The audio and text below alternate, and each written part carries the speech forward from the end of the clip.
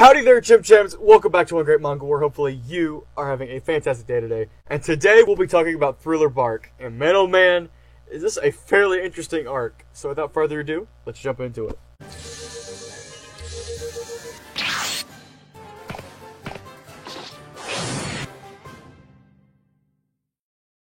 Thriller Bark. Man oh man, this is a kind of a weird arc in my opinion. So, how it starts off is that the crew is trying to get to Fishman Island, and in the middle of their destination and where they're coming from is this big area in the middle of the sea that no one really knows what happens and what's going on in there. It's like this scary area that like you don't go through. Of course, Luffy and them go through it, and they eventually find this ghost ship. This ghost ship has nobody on it. Literally nobody's on the ship except for a skeleton. And this skeleton is able to move around, walk, talk just like a normal human being. And my man, and his name is Brook. Look at this dude. Skeleton right here. He eventually becomes part of the crew almost immediately once Luffy sees him. He's like, "Can I join your crew?" He's like, "Sure." He's like, boom shakalaka, we got a new crewmate immediately. This is so weird as we just got one in the last arc, literally like maybe 2 volumes ago. So we're getting a lot of new characters fairly quickly, and that's super dope. Brook is one of my favorite characters in all of One Piece. Main reason is his character. My man is like stupidly funny. I like puns, as you know, and I have no bone to pick with this man. This man is freaking hilarious. A lot of puns. And it just seems like a really cool person to be around. He kind of feels like a jokester type of character, like Usopp or like Chopper, where they're more lighthearted and whatnot. And Brook is the musician of the group, which is super dope. We got a musician. In my opinion, he feels like the first real Straw Hat like crewman-wise, like we really didn't need. Like if you were on a pirate ship, would you really need a musician? But I am not complaining. Like I said, this dude's freaking amazing. And I'm super happy he's on the ship, as he's my favorite character. But his whole backstory is freaking sad. One thing One Piece is always known for is its sad backstories. But what's really cool about it is it relates all the way back to a little arc from about volume 12. Where we've met this little whale, and it turns out Brook is best friends with him. And he was part of the group that the whales was missing for the friends. It's just crazy. We had to wait 30 plus volumes to get to this point, but it has a way of paying off. So now Brook is on the crew, and his main goal is to get back to the whale and meet him again. And that's just, oh my word. I just think it's insane that he, was able to pay it off that far in advance. And he does this all the time in One Piece. Like, oh my word. Anyway. So, one thing I like about this arc a lot for a basic, like, I like to call it like a stopping point, where it's like, hey, we're taking a little bit of a break, relax a little bit. Compared to an arc like Skypiea, which I feel like is a break between Alabasta and Water 7, this one's a lot better with how they get you there. They're like, okay, this is an arc that just happens. It's not like, oh, we need a long explanation. That really doesn't make a lot of sense to go there. It's just like, hey, they take their ship and they're getting to this one spot, but oh no, there's something that happens right there. That makes a lot more logical sense than them hearing about this one sky island and they wanting to go. For me, that's not a good enough reason to go, as their main reason and main purpose of getting to a place is to get to One Piece. And Thriller Bark is kind of like a wall. They're like, hey, you can't get to One Piece yet, or the next destination to figure out where One Piece is until you get to this part right here. And that's why I like this arc. And the arc ahead of it does something very similar with that type of idea, where like there's a wall before he's able to get to the next place. But yeah, that I just really like that part of it. But the story part of it is good. It's good. It's not bad. Not bad at all. It's better than like I said, better with Skypiea. I was a lot more interested in this arc. And this arc is really funny, really freaking funny. I just love the spooky designs.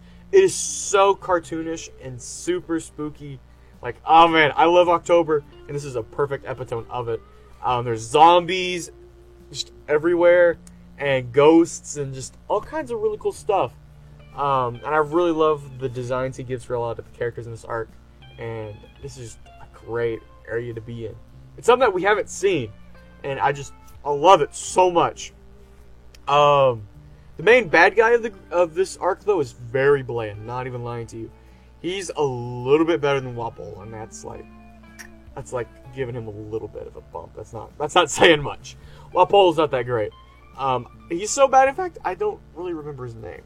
I apologize about that, though. He's one of the 7 warlords of the sea, and he is able to make zombies and stuff with one of his doctors, and he has this ability of stealing people's shadows. And vampires, if you're in the sunlight when you don't have a shadow, you just disappear and disintegrate pretty much. And he uses his shadow ability to make Luffy this ginormous monster. He takes Luffy's shadow and throws him in this big monster, and the monster has the personality of Luffy, which is kind of cool, and it's super freaking big. Hold on, let me grab the cover for you real quick. Look at this. This is the monster that Luffy's soul gets thrown into. Really weird, and it's sort of decent fight. He's got his personality. It's kind of cool, but the thing I gotta say about this arc is it's not. You're not going into this arc for story reasons. You're okay, this is a break. It's kind of a turn your brain off and just enjoy it. Smile, laugh at all the jokes. Afro Luffy comes back.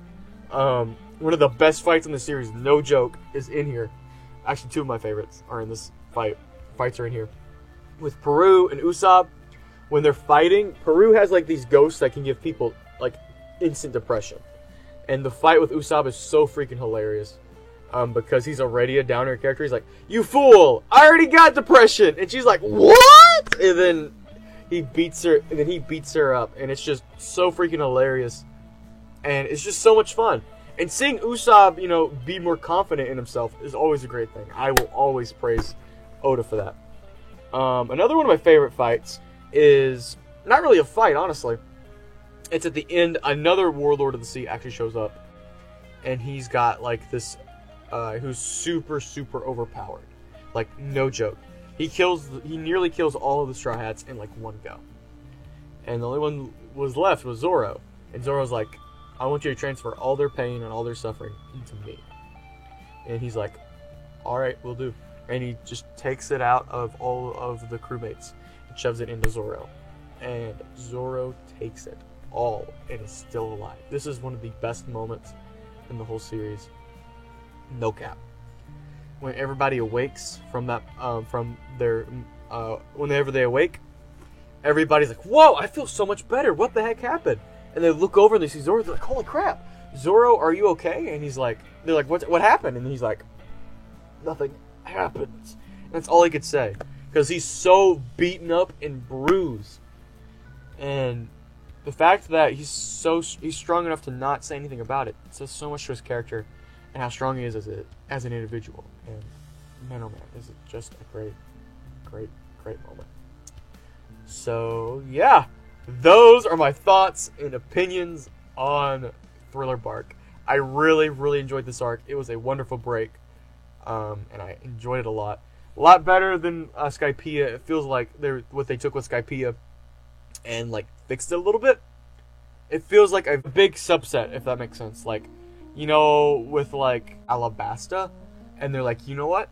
We'll take this and then we'll expand it a little bit." And I really enjoyed that. This was a really great break before we jump into the big, big elephant in the room that is the Paramount War stuff. And I cannot wait to jump into it when I do.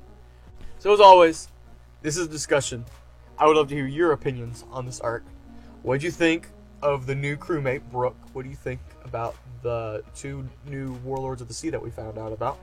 What do you think of the main bad guy's superpowers? And what do you think of Afro Luffy and the super zombie Luffy? And what do you think about that one moment with Zoro? I would love to hear your opinion on it, because I know you have some opinions you'd love to share. So with that, guys, thank you all for watching. Have a beautiful day, my beautiful, beautiful Chim Chims. And go out there and read some manga, my friends.